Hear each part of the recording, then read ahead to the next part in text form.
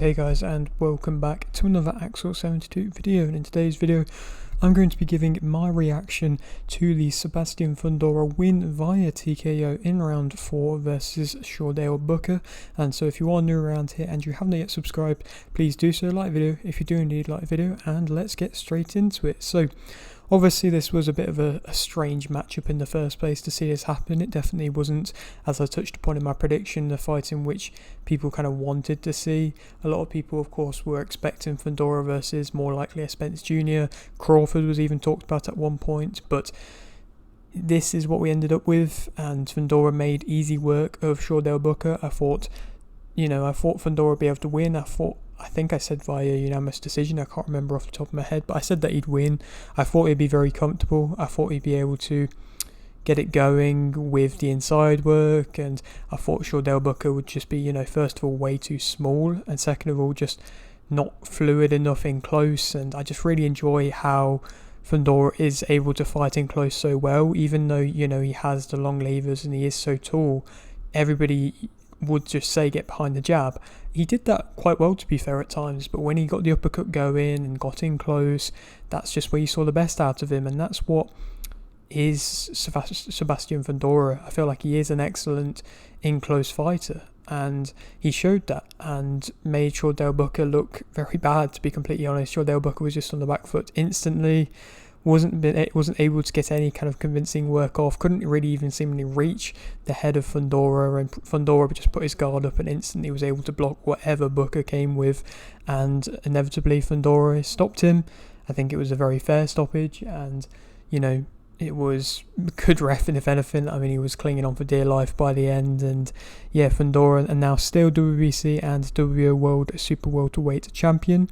He's got some interesting options now. I mean, Crawford has said he's not going to return back down to Super Welterweight, which I've been saying that he would inevitably be forced to say that at some point. I'm surprised it's taken this long with him still having the belt, to be completely honest, because obviously he's training for Canelo, so he's going to be bulking up in weight, and it would be very difficult to be able to bulk up in weight and then be able to drop back down again.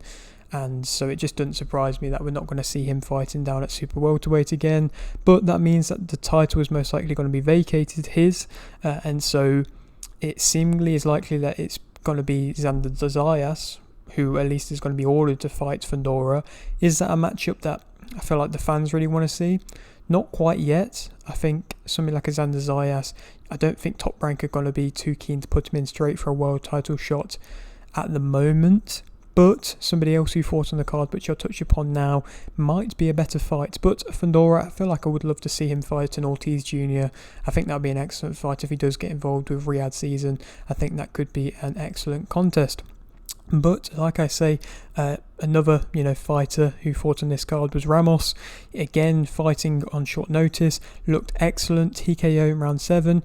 Well, I say excellent. He looked levels above Schramm, but maybe he was slowing down a little bit. And kind of when he got the stoppage, it was quite basic. The stoppage, he was just going hook both sides and got him on the ropes. He could have probably got him out of there much sooner, to be completely honest. And maybe it was him getting tired after multiple camps, maybe.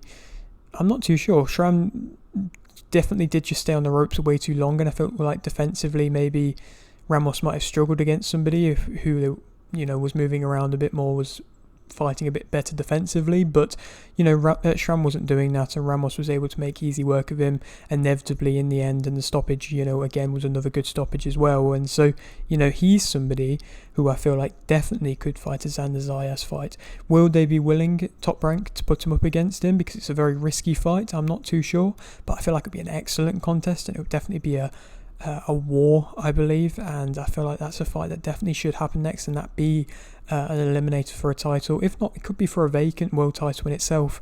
I'm not too sure, but that would be an excellent contest, and I feel like Ramos has definitely gotten himself in that position where he can be contesting around the top guys, and should be similarly to that of Zayas.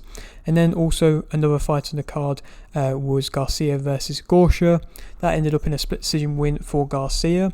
Quite a controversial split decision win, to be completely honest. I mean, Garcia was this next kind of huge prospect who was coming up with PBC and was looking excellent. Then he lost his last fights via, I believe it was split decision. It was, maybe showing that he wasn't quite there yet type of fight. And then for him to come back to fight Terrell Gausha, I always thought would be quite a difficult fight, because Gausha, when he fought Adamus, he didn't look bad at all, and I thought, it would have been a tough fight, and it was for sure a tough fight for Garcia, and I thought Garcia possibly did lose. Obviously, he got dropped in the first round, and he wasn't hurt per se, but he just wasn't ever able to fight maybe the way that he wanted. Garcia is used to fighting on the back foot and can do that very well, and Garcia just isn't maybe quite powerful enough, isn't quite physically strong enough to fight the style that he wants to fight. I feel like if he fights more technically, he could have more success.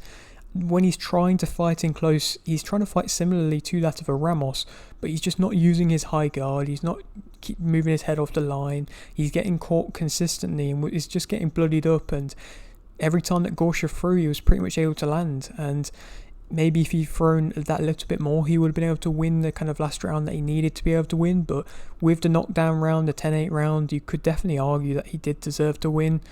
Obviously, Garcia got the win. He's probably not going to give him a rematch, so we'll probably see him move on. And I'm not entirely sure where he should go next with the middleweight division at the moment. I don't feel like there's loads of opportunities there for him, and I don't feel like he's definitely not ready for a world title shot just yet. So it's an interesting one to see where he goes, but obviously all the fights were dedicated to George Foreman, the late great George Foreman. It was very sad to see the passing of him, to hear the passing of him this year. This week, an absolute legend of boxing. Of course, you don't need me to say that, but it was nice to see that they dedicated pretty much all the fights, if not all the fights, to him.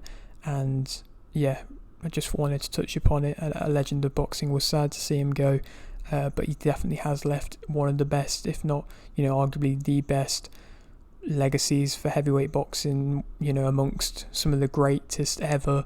And may he rest in peace. But that is it for today's video. Hope you did enjoy. Like the video if you did indeed like the video. Subscribe if you're new, and thanks for watching.